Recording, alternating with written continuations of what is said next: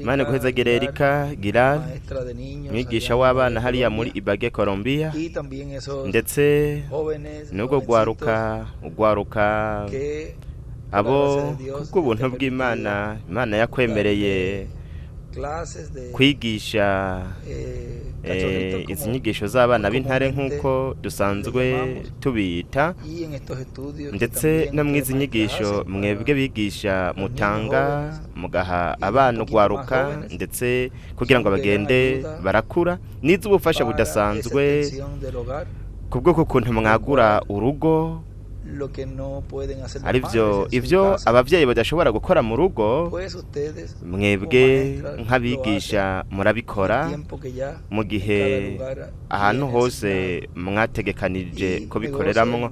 Biranezereye rero kubona runo gwaruka ruriko ruritwararika cane ibintu byose Imana iriko iratwereka mwa kino gihe ca nyuma, ari intambuko yo kwitegura, intambuko aho ino ntambuko atari y'abakuze gusa, kuno kwitegura si uko bakuze gusa, ariko kandi ni nuko ugwaruka hamwe n'abana, kuko twese turipfuza guhimbara Imana, cane cane iyo abana bamaze kumenya ikibi n'iciza.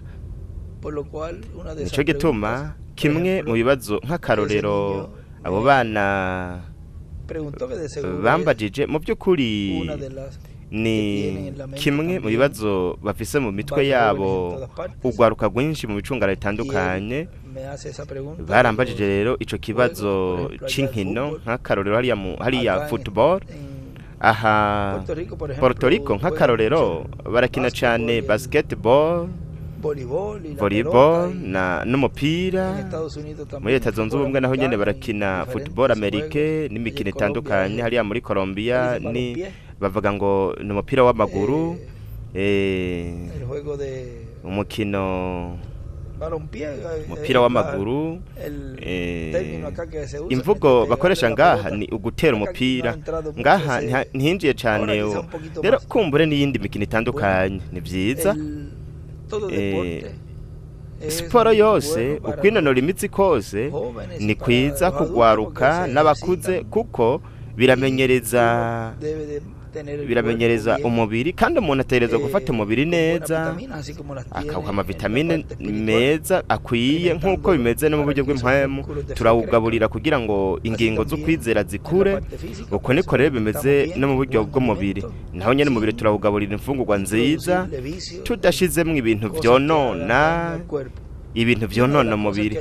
Kandi kimwe mu bintu bifasha umubiri ni siporo, umwimenyerezo. Abaganga nabo nyene baraduhanura kugira siporo tukamenyereza umubiri, ndetse n'umwimenyerezo wari wo wose nko kugendagenda. Ivyo byose ni vyiza kugira ngo dufashe umutima, kuko birafasha umutima. Nk'akarorero birafasha ingingo zitandukanye z'umubiri kugira ngo umuntu abe ameze neza. Tubaze rero tubere nk'abagura izo nkino, ivyo vy'izo nkino ni uko nk'akarorero iyo umuntu agiye ahantu hari urwaruka rutandukanye rwo mu micungararo itandukanye, ariko bakaba atarabizera ubutumwa canke ntibabe n'abizera bo mw'ishengero na rimwe, nuko akagenda bagakinana iyo mikino. Akenshi haca hazamwo ibintu vy'impari no kugwana, nuko bukebuke kandi ugasanga hajemwo ibintu nk'ivyo kunywa ibiyayuramutwe, ndetse n'ivyo bintu byose bitabereye. Nk'akarorero hariho ahantu umwe Data Branham yavuze yuko, nk'akarorero yavuze ngo abapasiteri, yavuze nk'uko nyene ati abapasiteri canke abadiyakoni nyuma yo kuvuga ubutumwa baca baja ku kibuga c'umupira, aho baba bariko baranywa inzoga, hakaba hari abantu bariko baranywa itabi n'ibindi nk'ivyo. Yavuze yuko ivyo atari vyiza. Murabona nuko byose bivana, kuko byose bivana n'ahantu ndetse n'ingene ibintu bikorwa, kuko akenshi ibintu vyiza sekibaraza akavyonona, nuko bigaca bihinduka ibintu vyonona haba kugwaruka canke abakuze. Mushoboye kubikora hagati y'ugwaruka rw'abizera nk'ikintu kiri hagati yanyu, vyoba ari vyiza, ariko mwibuke buri gihe iyo habe impari no kugwana, kuko muri izo nkino hariho ugukoranako, akenshi harimo guhindana. Iyo rero uje kuraba namwe gwaruka murabizi yuko akenshi mushavura, kuko umuntu yaguhinze atanabishaka kumbure canke agutegukura atabishatse, hanyuma ugacushavura indwi yose. Mu gihe bitatereza kuba nk'uko, twatereza kuba turi mu bumwe, hagatereza kuba hari ikiyago ciza hagati ya mwebwe gwaruka ndetse n'abigeme, kandi ndetse n'abigeme nabo nyene iyo bagiye gukina nivyo navyo nyene bizana ibibazo runaka, kuko naho nyene barakora nako, kandi ibyo navyo nyene si vyiza. Murabona, ni ukuvuga byose bitereza kugira urutonde, kandi umuntu akazirikana yuko nk'akarore iyo umuntu akoze akinyo mikino akamenya yuko uko biri kose azoba ari kariga ibintu byo guhindana canke gutegana, hanyuma ndetse akisanga yavuze n'amajambo atabereye, amajambo akomeretsa, kandi ibyo bironona bigatera agahinda, bikirukana mpwemu w'Imana, hanyuma umuntu akaja kuyihana kuba yarakomerekeje mwene wabo mu mikino. Ariko twashaka kugira n'ubumwe bwiza, kuko niwe tuzohorana ibihe bidashira, turi mu urya mubiri uzoba uri mu rugero rw'imyaka 18 na 21, ibihe bidashira. No kuvuga yuko ibintu ntitwashobora kuvuga yuko hatobaho itandukaniro canke akantu mudahuriza, ako turagakosora twihusa. Ariko iyo umuntu agiye gukora canke kwitwara mu buryo runaka, akabazi neza yuko bishobora gutera ikintu gituma habaho ubwansi, ibyiza nuko atogikora. Murabona byose birafise umunzane, kandi dutegerezwa kuzirikana ivyo kugira ngo buri gihe tube ubwa mbere na mbere tumeze neza hamwe n'Imana, hamwe n'abagenzi bacu. Nuko rero akarorero natanze ejo bundi, umumama yambajije yuko umukobwa wiwe aja muri gymnase, ahaja abantu benshi mu micungano itandukanye y'aho hantu ako karere babayemwo.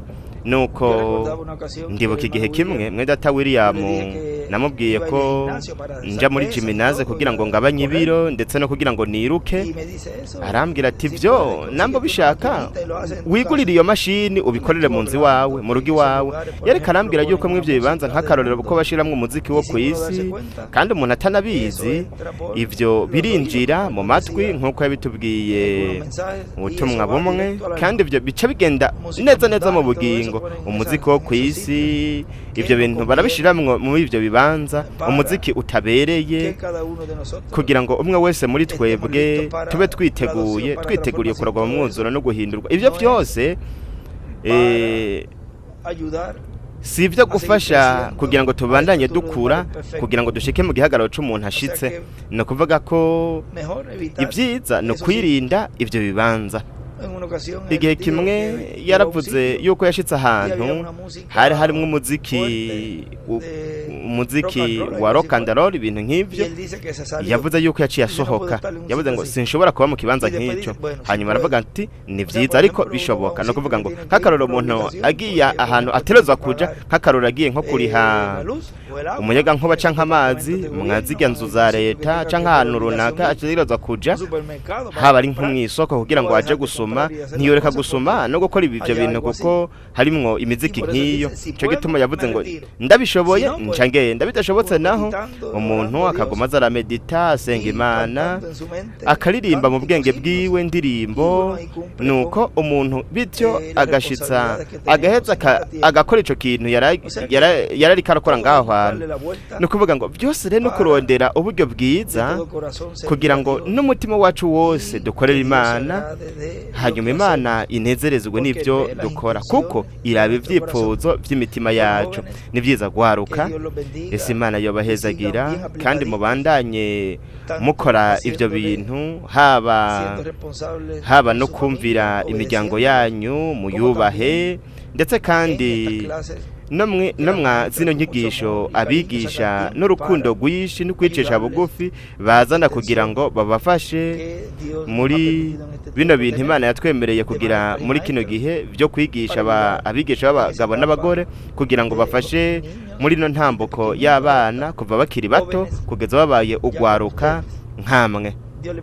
Imana ibahezagire, Imana ibarinde. Wakoze cyane Erika kubwa nino higwe wampaye ryo kubaramutsa uno mugwi w'ugwaruka abana b'abahungu n'abakobwa aribo vuba cyane tuzomenyana haba mwono mubiri canke mu mubiri mushasha, kandi tuzokwama twibukanya zino mpanuro zose biciye mu ijambo ry'Imana twasigiwe ndetse tukazisubiramwo nuko aho mu mitima yacu n'ubwenge bwacu tukabandanya tuzibuka kugeza dushitse mu gihagararo c'umuntu ashitse mu ishusho na kameremere by'umukundwa wacu Mwami Yesu Kristo ari wazoduha umubiri umeze nk'uwiwe. Imana ibahezagire, Imana ibarinde, kandi murakoze cyane kuba mwateze amatwi mubikunze uyu munsi kuwa gatandatu tariki 3 z'ukwicenda mu mwaka wa 2022. Imana ibahezagire.